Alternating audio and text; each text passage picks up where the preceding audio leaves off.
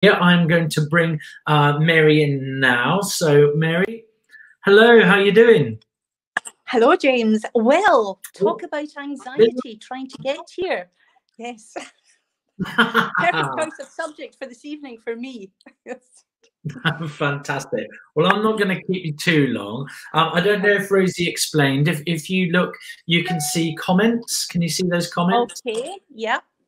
Yeah, so you can see people. So as you go through your session, we always say to people, if they're subscribers, they can actually write comments and questions for you. Just so you know, there's a slight delay on them being able to answer. So if you ask a question like, hello, how are you? There'll be a delay. So we encourage people to write questions through the whole session. Okay, and wait a minute. No, I'm not getting those other questions. Maybe, let's see, is there a question there? I've got everyone can see and hear you. That's about it. Something again, James? It should be on the comments. I know you're on the phone, aren't you? So there's should be a little comment section. So what I'm going to do, don't worry about it. I'm going to be here anyway. I won't be on screen, but I will bring up any questions that people have, and you'll be able to read those. So can you see? Welcome, Mary Burch. Can you see live comments? Gotcha now. Live comments. There you go. I'm seeing, but it takes me out, unfortunately, if I do that. So I might have to have someone feed them into me, James. I will feed them up. So can you see there? Welcome, Mary Burch. No. That's not showing on your screen. Okay, it's cool. not. I can, as I say, I can go into the chat, but it then seems to take me out. Hi, the Polly, Shona. Hello. There you go. So, but unfortunately, yeah, I'm clicking between screens to do that. Why don't you stay on the question screen, because we can see you anyway. It doesn't make any difference. You? Oh, yeah. Brilliant. So you don't disappear, and I will disappear now. So have a great hour, and I'll see you towards the end of it. Okay, thank you very much. And thank you. I made it here. Obviously, technology is not my thing. And what's happened is my stress levels are way up to here because my laptop crashed, and then trying to do this on my phone, which I thought was using, I had to download something else, and it didn't work. But I'm here, and I'm just going to do my deep breathing to reduce my anxiety levels, and we'll get right in there. Did we say the subject was anxiety? And actually, anxiety, this might sound strange, but anxiety is actually quite normal. In a way, it's a good thing. And before you all switch off your laptops and go, we're in the wrong bit, it's actually quite healthy to have stress, to feel a bit of anxiety, because it's telling us that there is something wrong. So we need the stress, we need anxiety.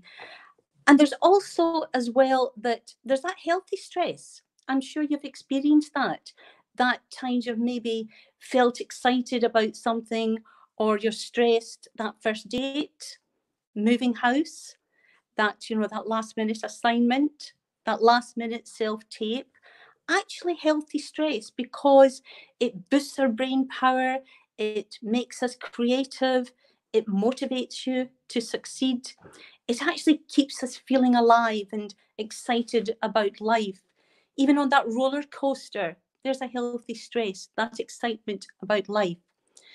The problem is we can have too much of a good thing, can't we?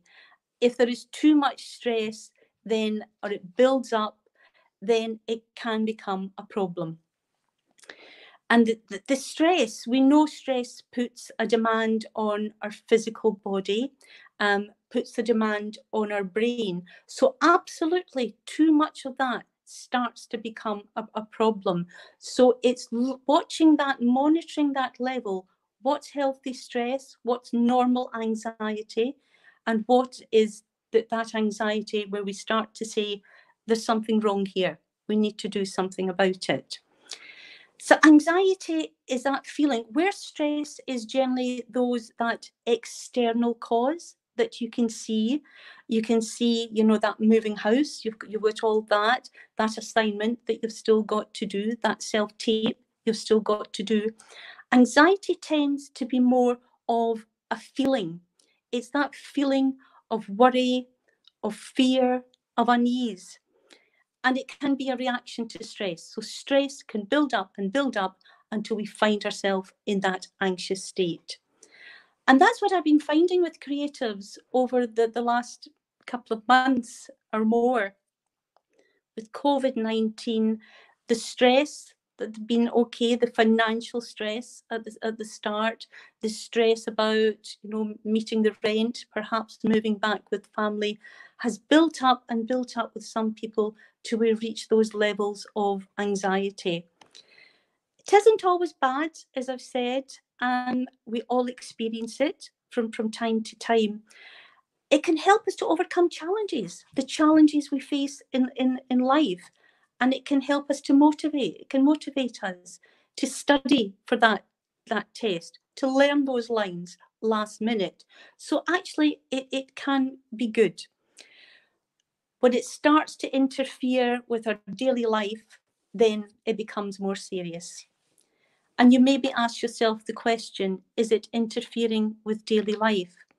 Are you avoiding certain situations based on irrational fears? Perhaps when I say irrational fears, that maybe that avoiding might be not going to join friends because you'll think they don't really want me there. The fear is they don't like me. Not speaking up at that meeting because the fear might be everyone will think I'm stupid. And it's when you get that, or the constantly worrying day after day, that it's there from the minute you're waking up, perhaps, till the minute you go to bed and more, that, and lots to worry about at the moment, but that constant worry, what's the future after COVID-19? What's going to happen to the theatre industry? If it's that constant, then we're moving into the realms of anxiety. And that's when time to do something about it. For most people, if you think of your own experience of stress or anxiety, it comes from different places. It comes and then it goes. For me today, getting onto this Zoom. Oh, Zoom! It's not even Zoom. This is one of the symptoms of anxiety, that the brain goes. But coming onto this YouTube channel and speaking, it comes and then it goes. That new job, the moving house, as we've said, sometimes an illness or an injury, creating that anxiety, and then it passes and we're back to normal. Getting married, dare I say, or the death of a family member or a friend.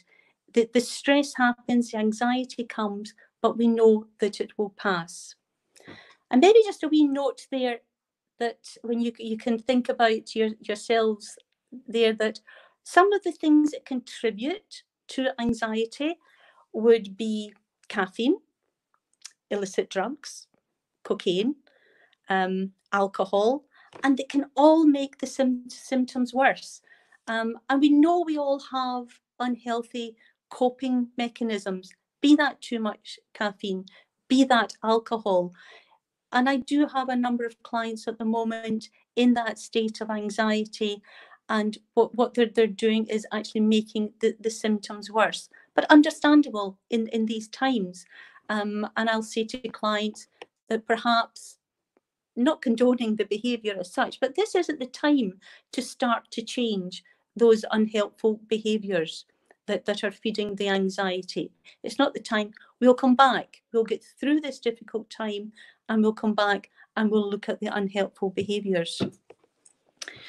So how do you know if the anxiety that you experience is, well, dare I say it, something to worry about? One of the things you can think about, well, the anxiety you might be experiencing, is it actually out of proportion to the stressor? And I'll go back to moving house. You think, well, there's the stressor, moving house, but is this, you know, after maybe 2 days, 3 days, when those boxes are still there, but are the levels of anxiety still really, really high? So you're thinking, is that really out of proportion to the actual stressor? And that's then step back and think about it. Are those symptoms of anxiety happening frequently, on a daily basis? Are they prolonged for a period of time? Time to then think what's going on and perhaps do something about it. And maybe talk about some of the different anxiety disorders as such out there. Most clients come along with general anxiety disorder, GAD.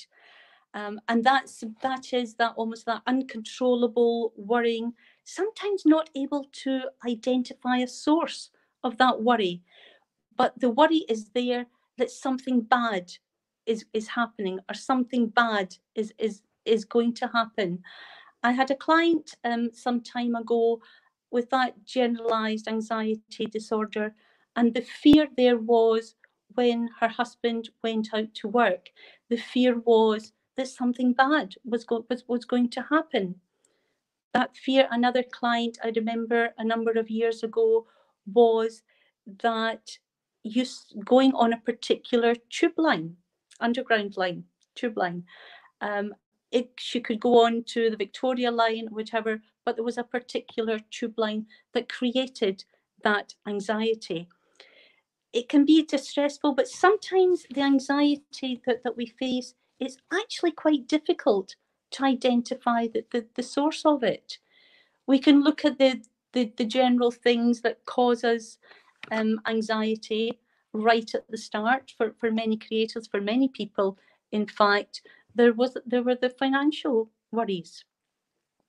Jobs were going, people were furloughed, jobs were lost, and created that anxiety. There's a health, perhaps a dancer who's injured. Illness can create that's a trigger for anxiety as well. Some medications can contribute towards anxiety. Again, I had another client who, when she came off the pill, off the birth control pill, noticed the difference in her anxiety. So again, medication, some cough medicines, sometimes worth talking to a GP if you feel that's something that's contributing to your anxiety. Caffeine, we've talked about, absolutely can add to anxiety. One I'll come back to is negative thinking. The thoughts that you have can actually contribute to building anxiety. Social events, relationship problems, an argument with a friend can all trigger anxiety. Public speaking, listen to my heartbeat, yes, can absolutely trigger anxiety. And sometimes those things that suddenly you find yourself in that state of anxiety, and again you go, what happened? It may be a song, it may be a smell, just a memory can trigger that anxiety as well.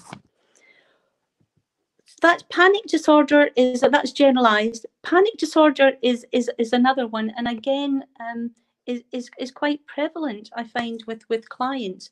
That those times of extreme fear, where you perhaps find yourself somewhere, your heart's pounding, there's that shortness of breath, that fear of impending doom. That's panic disorder, and again creating huge anxiety for people, and certainly worth looking at. Social phobia, again, I find a lot of clients come with this social phobia, the anxiety, the fear of being in a situation that involves interacting with other people for whatever reason. And what happens quite often with social phobia is that people are then left feeling alone, and they're feeling ashamed of their behaviour. OCD, that the condition that can cause, repetitive thoughts, the compulsion perhaps to perform certain rituals, like checking the front door is locked, counting things, concerns about cleanliness. And again, I'm finding that clients with that anxiety, with OCD, that their OCD has come back or has increased as the levels of anxiety during lockdown has increased.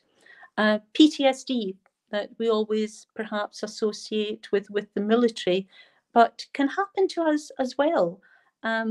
Some kind of traumatic experience, and we may find ourselves suffering flashbacks, that hypervigilance, watching, always aware, looking for the danger. The difficulty is with anxiety, I started off saying, is actually a good thing, because it goes back to that, the primal part of our brains in the sort of cavemen, that if that saber-toothed tiger appears, the anxiety would be there with the cavemen, because it was that fight or flight or freeze, and they had to react quickly. It prepares us. What happens is, even that if suddenly a door bangs somewhere, you hear a door slam and you jump and you feel, yeah, you're ready to react. What's that? What's happened?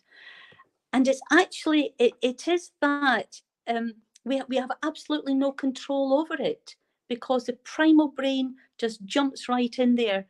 Adrenaline, cortisol are released, and we're ready to fight, to flee, or to freeze. And I wonder how many sort of listening in have ever experienced that, the symptoms of that anxiety, the shortness of breath, perhaps, chest pains, feeling hot, that dry throat before an audition, before an exam or a presentation.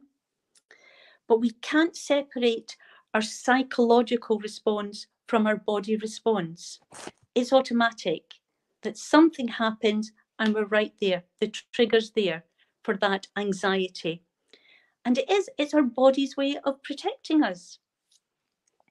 One of the things, and there's been a few studies in the last few years, and we have a director in this, and the director is our sympathetic nervous system. And the sympathetic nervous system goes right in there. There's the director going, this is what's going to happen. The body's going to do this because we perceive a threat. You've got that, your heart's racing, the sweaty palms, and etc. and so on. The response is so quick, we don't realise that it's happened quite often. I don't know if you've ever had an experience where suddenly something's falling, you jump out of the way, and it's as quick as that. Something's falling before it falls on you, and that's that automatic response. It's so quick, we don't even realise it's happened. Before the brain can go, that's falling, if I stand here, that's going to hit me, we've already reacted to it. So that anxiety, that response actually keeps us safe. But if you felt anxiety, as we all have, you'll perhaps notice afterwards how tired you are. It's so washed out. And that's when the body, when the cortisol, etc., leaves the body, and then the body calms down, we can feel so tired. So one of the things about anxiety and the cause for concern is that if we're sitting in this level of anxiety day after day after day, our bodies aren't supposed to do that.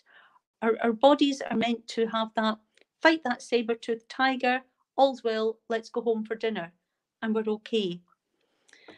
And sometimes with that anxiety, you know, if we're still sitting in that, you're at that audition and the anxiety is there, how do you calm your body down? How do you actually de-stress? Bring that heart rate back down, bring the breathing down, stop the shaking and the sweaty palms. Well, that's where the parasympathetic nervous system jumps in. That's what calms us down. It's to rest and digest. It reduces the blood pressure, our breathing, the hormone flow to normal levels. But that can take a bit of time. So what can you do to maybe kickstart that. If you're in a situation where that anxiety is not doing you any favors, you want to try and bring it down. Well, what we got to do, and the science again has shown that the vagus nerve is part of that parasympathetic nervous system. The parasympathetic nervous system, that the bit that rest and digest, that calms us down. So perhaps if we can trigger that, then that will help us to relax, to reduce the anxiety. A client said to me a few weeks ago, in fact, maybe a few months ago, that in the morning for him, he would get up, have his shower, etc. And then he had a cold shower. He stayed in this cold shower for about 30 seconds. And he said for him, the health benefits, how he felt was amazing. And it was only afterwards I was thinking, well, that's actually triggering the vagus nerve. And I'm not suggesting that you all now jump into cold showers when you're feeling angry. But I wonder, is it worth a try? That once you've had your shower in the morning or whatever, just for those 30 seconds, turn it to cold. See what happens. It's an experiment. That might be something that works for you. But most certainly, if you're in that audition room or something, you're going to meet some friends, that the social anxiety, deep and slow breathing gets in touch with the vagus nerve. And I imagine it's something you all do automatically, whatever works for you. For me, I find that 4x4 is ideal. That breathe in for 4, hold for 4, out for 4, rest for 4. You're getting in touch with that vagus nerve. You're slowing down your breathing. We would tend to do 10 to 14 breaths in a minute. We're aiming to bring that down to about 6 breaths a minute. And you will find that it just, everything, that those hormones just start to leave the body. You start to feel calm. And for all you singers out there, you performers out there, the vagus nerve is actually connected to our vocal cords and our muscles at the back of the throat. So singing, humming, chanting, gargling can activate these muscles and stimulate the vagus nerve, as does meditation. I wonder if many of you use meditation or even mindfulness. And that stimulates the vagus nerve and calms the body down, gets you back into that calm state. Lots of things have been shown. Exercise is the other one. I'm always on about exercise, but exercise has been shown to stimulate the vagus nerve as well. So a good reason for exercise during this time. What's the problem with prolonged anxiety? I sound all doom and gloom, really, don't I? But there is that, if it continues for a long time, there's that increased risk of high blood pressure, of heart disease, nausea, digestive problems, a weakened immune system, where you're more vulnerable to viral infections or illnesses.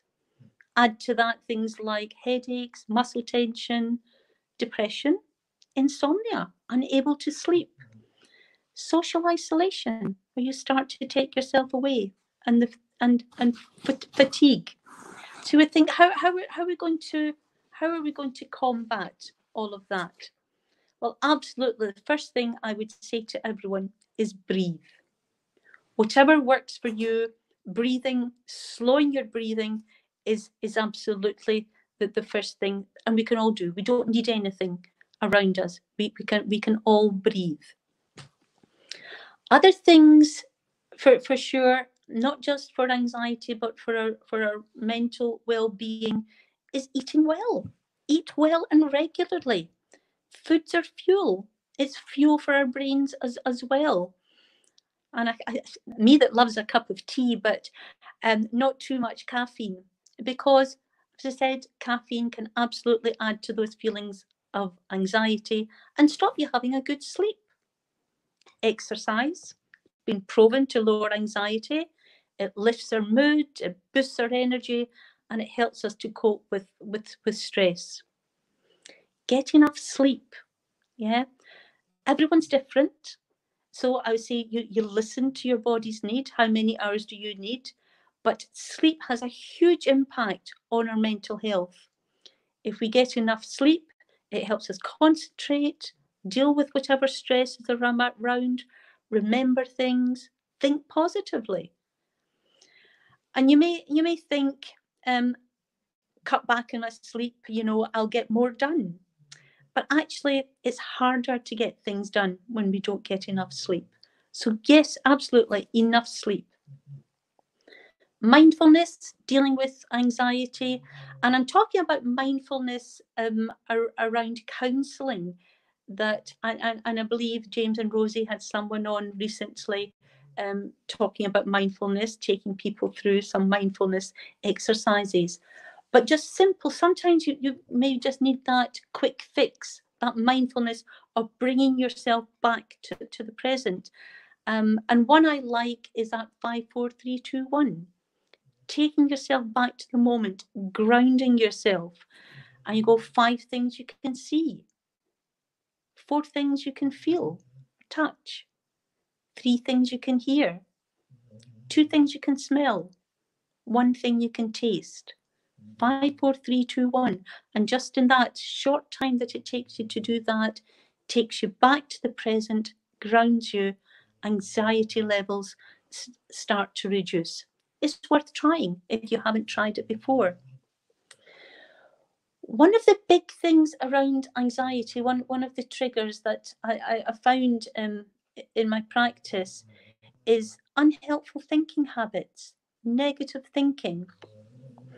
And if anyone out there has been a client, if we have chatted, you'll know that this is one of the things I always come back to or identify.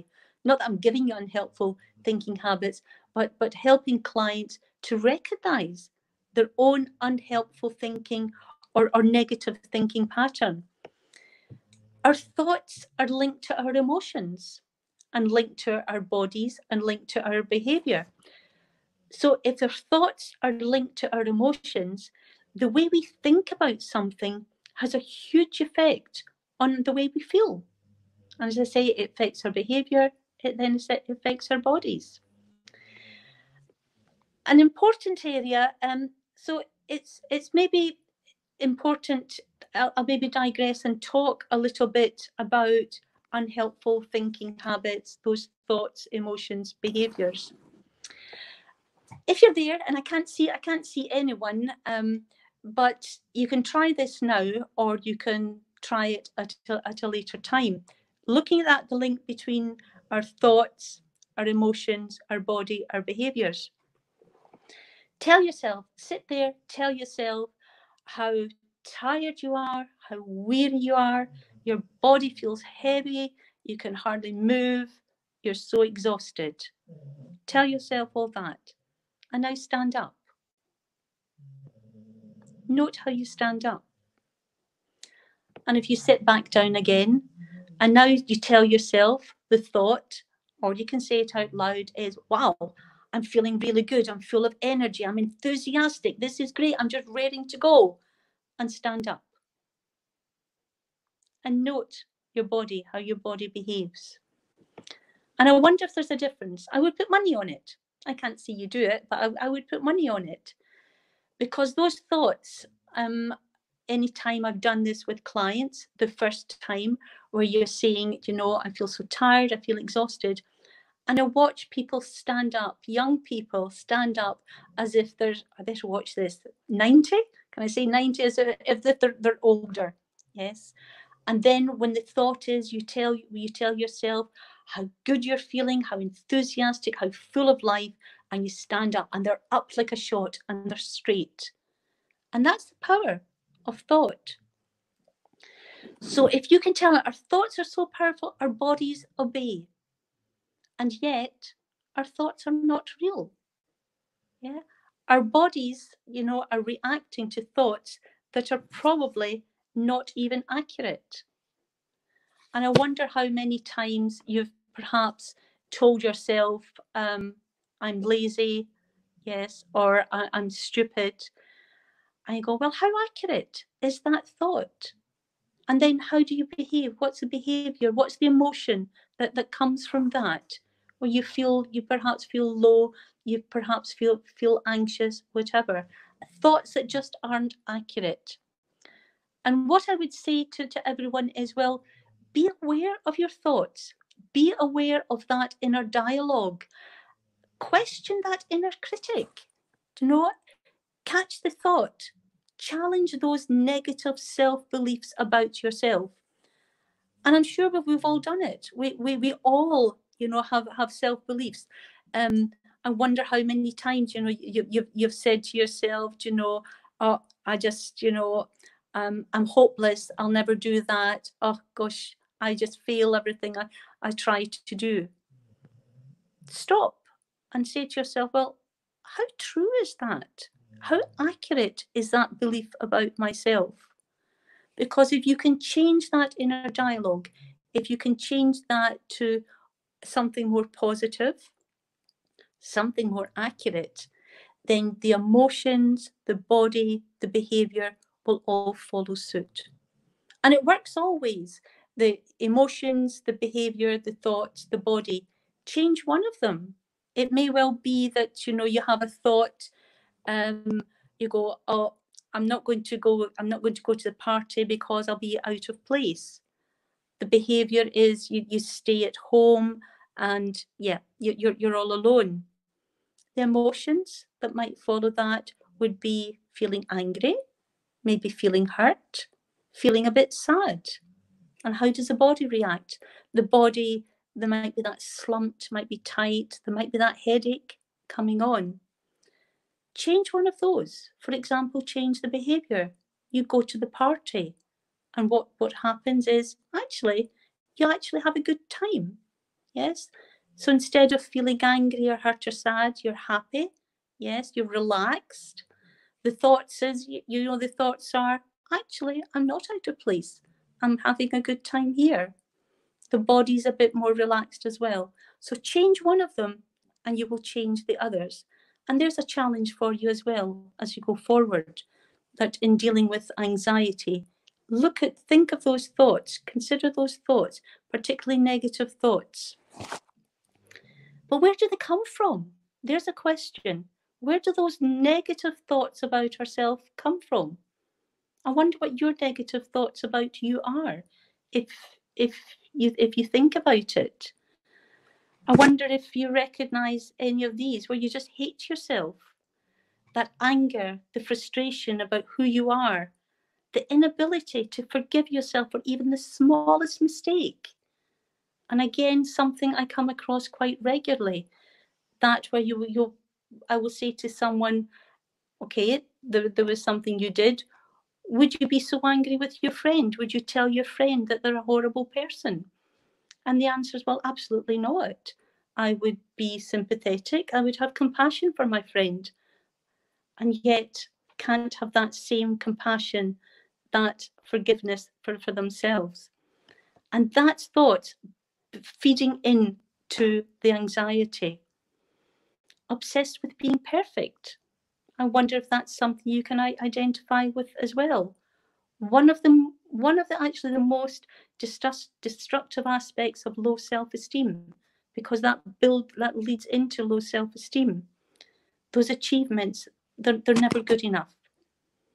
I remember talking to a client again a short time ago who was telling me about some work that he had done, and you know, I had 3 in the times when there were auditions. I had 3 auditions, and 2 of them, it was awful. It was really bad. I don't know. I forgot my words. It was really awful. And how he was so annoyed at himself, etc. And then when I said, what about that? I go, oh yeah, I got the job. Yeah. And you go, so what are you seeing? You're telling the negative. You're feeding that anxiety. And it's a look at that inner dialogue, seeing all the bad things that happen. And there was a wonderful positive. There was a success that was put on the back burner that wasn't recognised. changing that. What about hating your body? Sometimes, and again, it's a big issue with creatives, I find. And that hating your body, it can affect how you behave in relationships. It can affect how you project yourself. Anxiety can lead into low self-esteem. That inner dialogue, that self-talk, the negative self-talk can actually trigger and lead into low self-esteem. Low self-esteem itself is a big subject. Maybe talk a tiny bit about it today, but it's for another time. If we come back and do this another time, low self-esteem is something worth exploring. What do we mean? Just to sort of touch on it, because anxiety can lead to low self-esteem. What do we mean by low self-esteem? A lot of people will say to me, well, it's about confidence, do you know, and yet I feel confident in what I do. So why do I feel anxious when I'm in the room? What's going on? It's not about confidence. It's not about competence. It's about the things or the things we believe we can and can't do. It's about the overall opinion we have of ourselves, the value we put on ourselves as people. It's our fundamental sense of worth. And that sense of worth, and you ask yourself, which one are you? Is it positive? Is your overall sense of worth a positive one where you can say, I am good, I am worthwhile? Or is it negative where you say, I am bad, I am useless? If it's positive, then we're looking at healthy self-esteem, which is great. If it's negative, then we're looking at that low self-esteem. And I hear that self-worth, which does come from anxiety. I've heard it, you know, sort of challenged, tested over the last few weeks or so. Creatives questioning their own worth because they're not creating some funny or amusing video to post on social media. The routine doesn't involve getting up at 6 a.m, doing yoga, exercise, a few Zoom events, and having a busy day and baking a beautiful cake at the end of it. That low self-esteem is tested where they aren't really enjoying being back at home with family, the difficulties there, that they aren't finding all the positives in this enforced isolation. They aren't signing up to volunteering, feeling some were saying, well, do you know, oh, I haven't volunteered, I haven't done this. Others have. Their self-worth is challenged. That they aren't using the time to be creative and come up with, you know, that future award-winning play or that West End musical. And it's looking at those things, comparing yourself to other people. Comparison, I always read something a long time ago that said, comparison is the theft of joy. And for me, it's celebrating your uniqueness, that, you know, that your talents, your abilities, your skills, and not comparing them to other people. And that comparison is indeed the theft of joy and feeds that anxiety. All of that feeding anxiety. One of the things I've said, I will say time and time again when I come on to speak around mental health, is the routine. Routine is so important. I listened to Scarlett and Kathy when they were chatting to Rosie and James, and both of them noticed that having implemented a routine, the difference that it made to their mental health, to their mental well-being, the reduction in their anxiety. So I would urge everyone, yes, routine.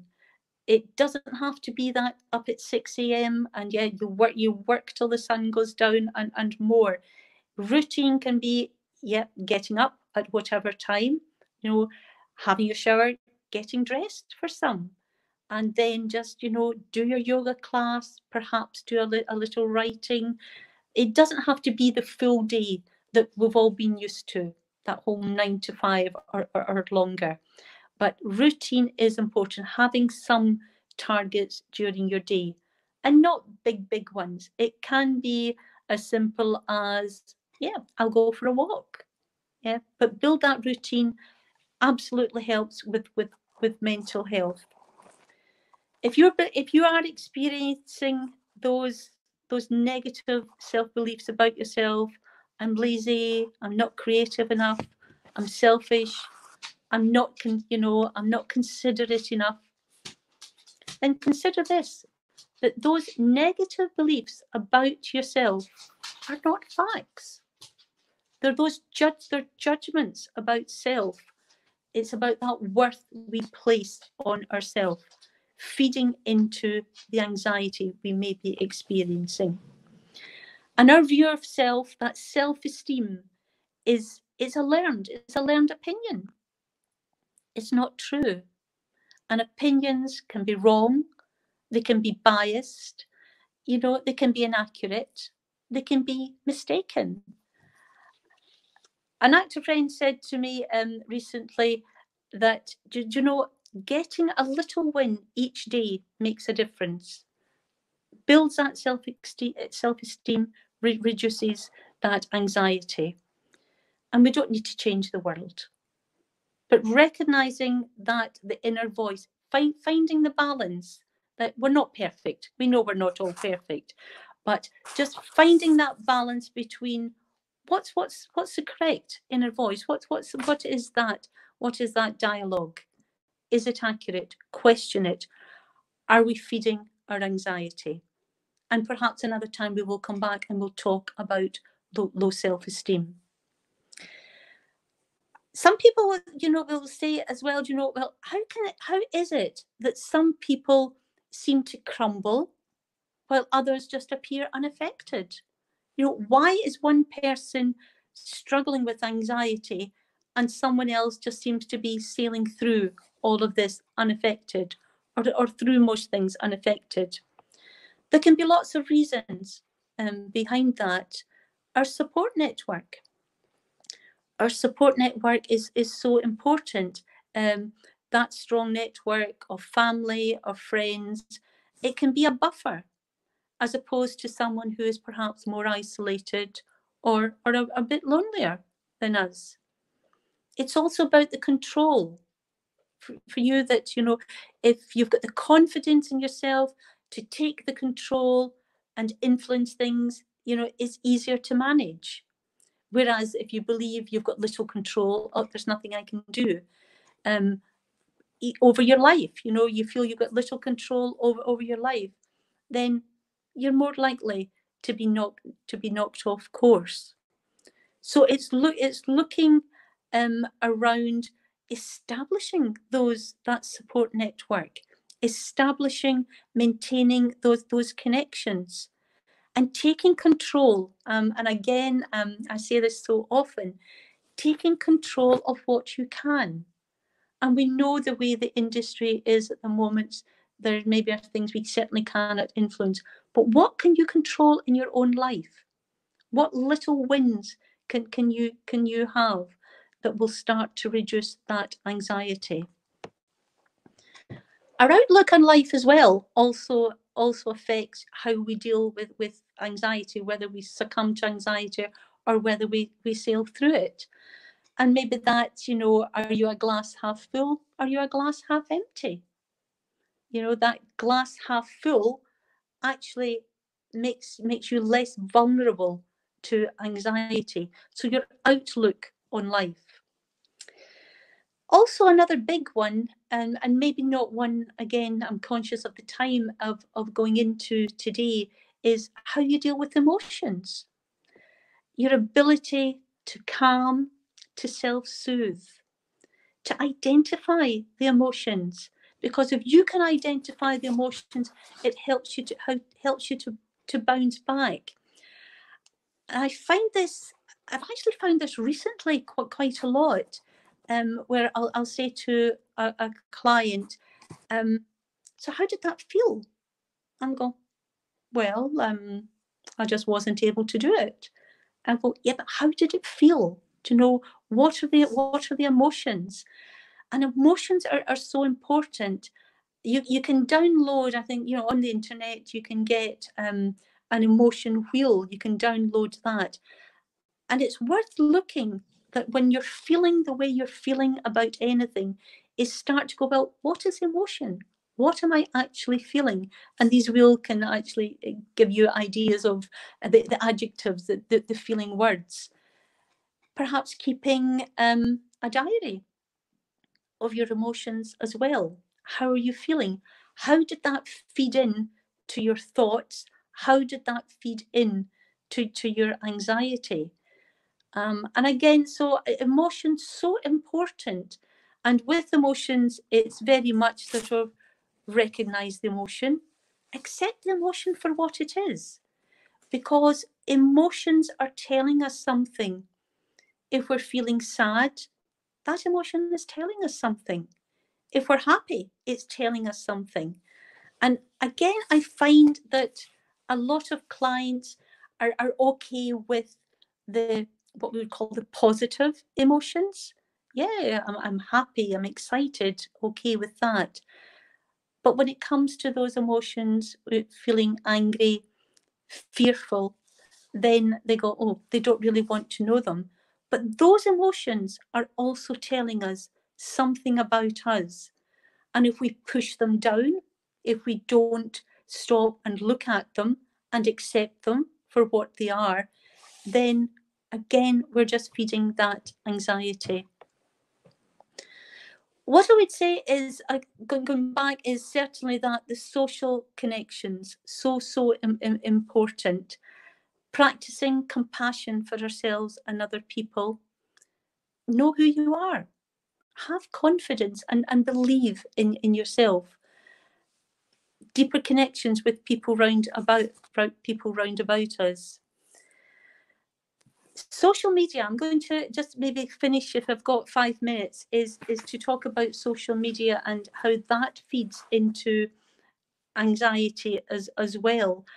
That studies have shown, there was a Canadian study that showed that social media is linked to poor mental health, is linked to anxiety, and that if we can limit our social media to 30 minutes a day, and I'm sure there are people screaming there at the moment, then that reduction in time also reduces depression, reduces anxiety, and reduces loneliness. And you go and ask a question, ask yourself a question. Do you feel better after using social media, or do you feel worse? And I suppose it depends on the sort of how you spend your time on it. Again, just funny enough, in the last couple of weeks, clients who have come on and said they've cut out social media for whatever reason, have actually noticed the improvement in their mental well-being. And there is something around that. That study, that Canadian study, and it was talking about comparison as well, that if we went onto social media where we compared ourselves with someone who we thought was better than us, they were a better actor, a better dancer, whatever, we came off feeling really low, feeling depressed. If we went onto social media and we compared ourselves with someone we felt maybe wasn't as successful as ourselves, then we came off feeling equally sad, low, depressed. So regardless, yes, of that comparison, whether you're comparing up or comparing down, the impact on our mental health, the impact on depression, anxiety is quite significant. So it's maybe, thinking yourself, what do I do around social media? Is it something that's feeding my anxiety?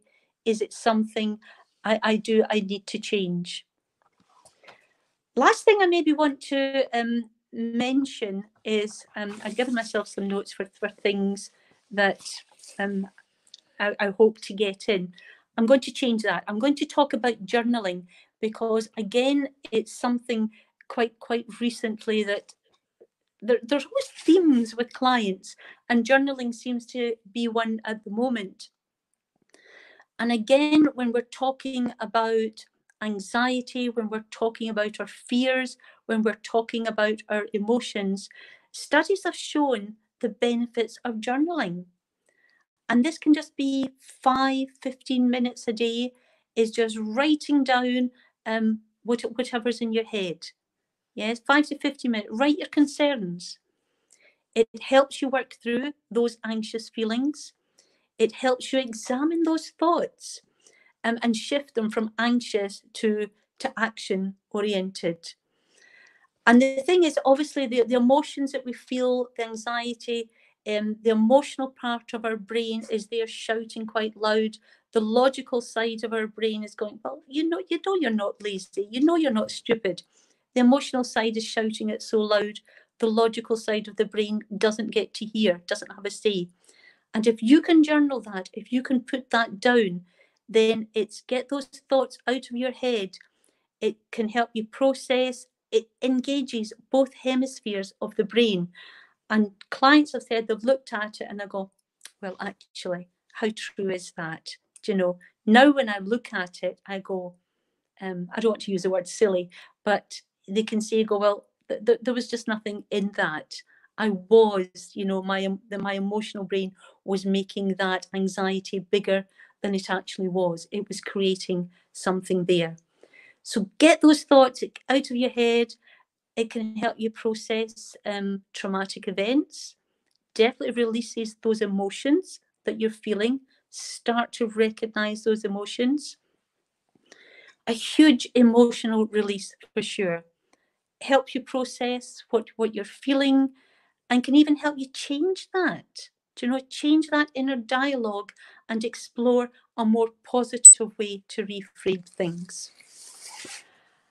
And I think the last thing, are we out of time? I don't know if James is there, he can put a message in, is I'm going to squeeze this in if I can, because it's one of the things with creatives that, again, I mentioned to a lot of clients, is that, all good, is that within the systems we have in our brain, we have our drive system, our threat system, and we have our contentment system.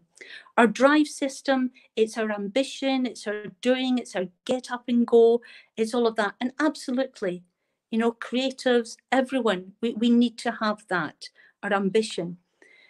That's our drive system. We have our threat system.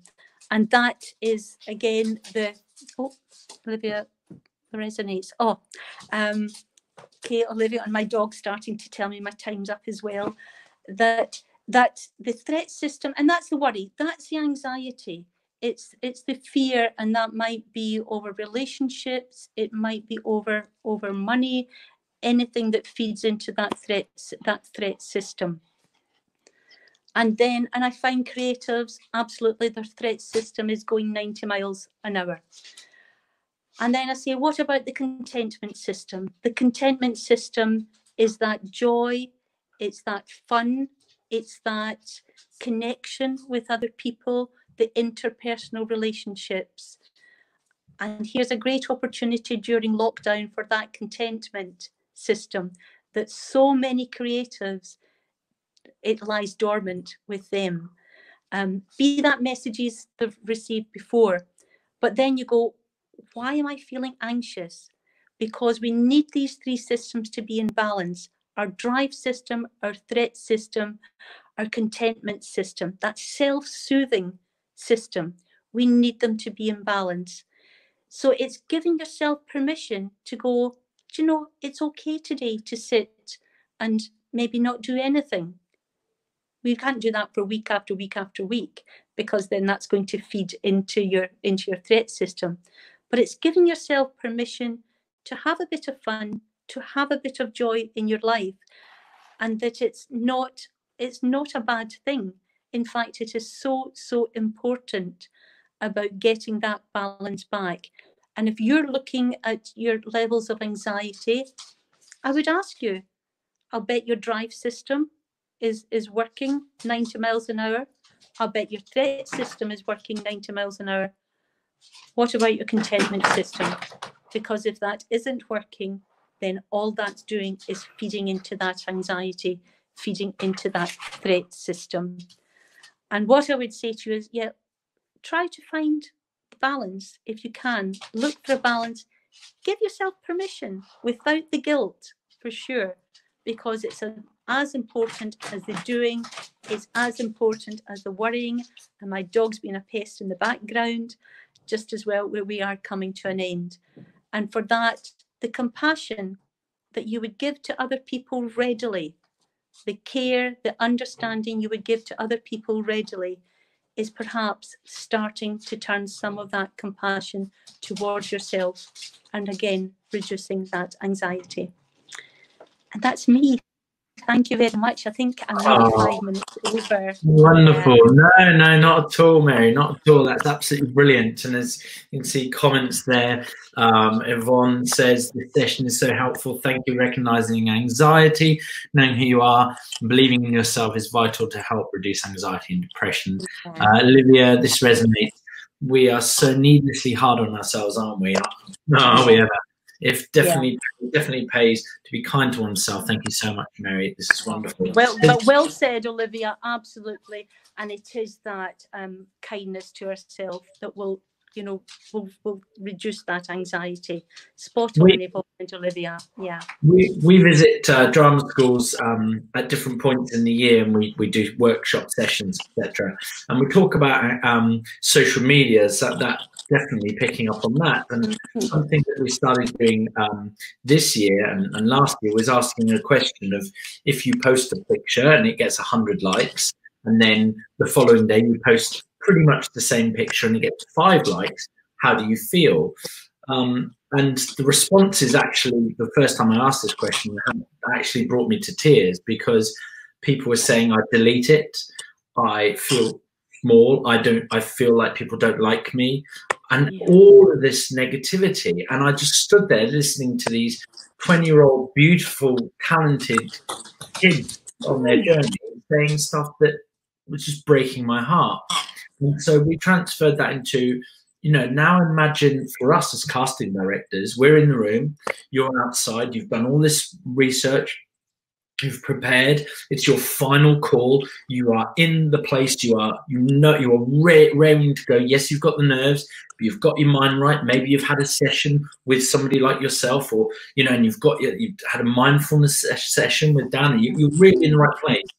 And then you go on your phone and you look at that picture and you've got those 5 likes, and the thoughts going through your mind is, no one likes me, I want to delete it. You want to delete a part of yourself from the world.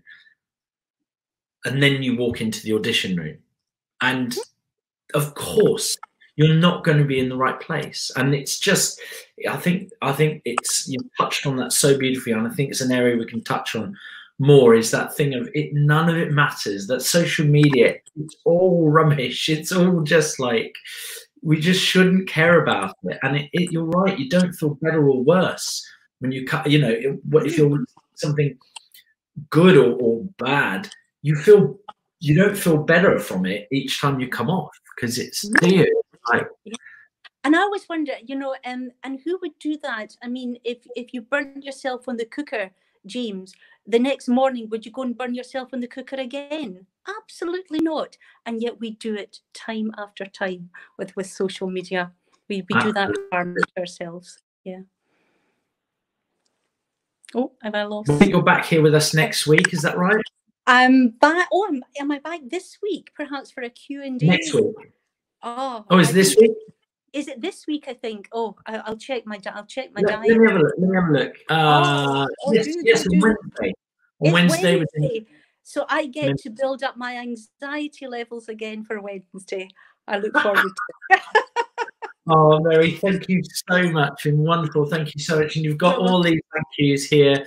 Thank you, Mary Jane. Thank you so much. Lovely, calming listening, value information. Thank you so much for this. Shona, vital information. Hi, Shona. Thank you, James May. We are so lucky to have access to this nowadays. We should have this years ago. Oh, Shona, remember when we were in the throes of this when we were in our 20s? Oh my gosh. Shona White. Yeah, we just went to the pub. That was that was it. Yeah, dear, oh dear. Oh, Mary, thank you so much. We will see you back here on Wednesday. We'll see you on Wednesday for the Q&A, and I do look forward to it. Okay, thank you, everyone. Take care. Bye-bye.